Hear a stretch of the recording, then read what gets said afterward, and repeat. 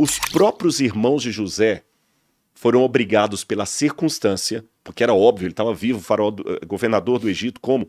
A circunstância obrigou os irmãos de José a contarem para o pai o que eles haviam feito.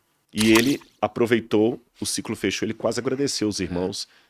E esse agradecimento de José, eu salvei o mundo, eu tenho para minha vida, com base na vida de José e de um outro judeu, não bíblico, Viktor Frankl. Foi um camarada igual José que perdeu tudo. Ele havia se casado, tinha 2 ou 3 meses, estava quase na lua de mel, estava terminando a tese doutoral dele, aluno de Freud, e ele foi levado para o campo de concentração nazista. E a cena que quando ele estava no trem, com todo mundo ali, ele segurando a pasta, a esposa grudada no braço dele aqui, o pai e a mãe do lado, a irmã aqui, ali no trem de ferro, e ele segurando a pasta aqui com a tese doutoral dele. E ele segurava a tese. Lembra o que eu falei da veste de José? No caso do Viktor Frankl, foi a tese dele.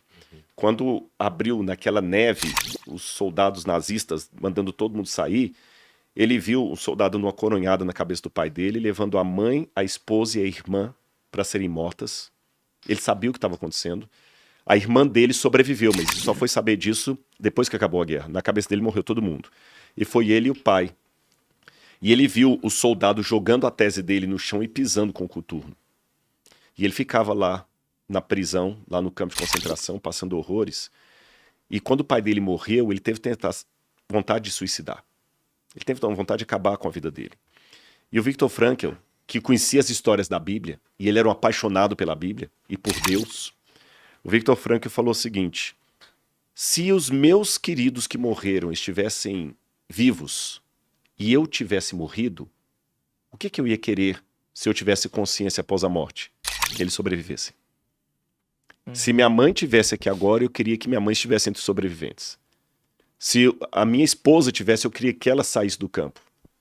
Então, já que eu troquei de papel, eu vou sobreviver para atender ao desejo deles. A minha sobrevivência vai ser a homenagem a eles por tudo que fizeram de mim. Eles vão sobreviver em mim. E eu vou sobreviver para contar ao mundo o que aconteceu aqui para que isso não se repita. E aí ele foi fazendo o quê? Ele começou a buscar ali no campo de concentração elementos que o reconectavam com a vida. Elementos. Ele começou a reescrever a tese dele. E quando ele saiu, ele criou a logoterapia. Tá certo? O José foi a mesma coisa. Ele procurou conexões com a vida. Ele pensou assim: pelos meus irmãos a vontade de morrer, mas o meu pai quer que eu sobreviva.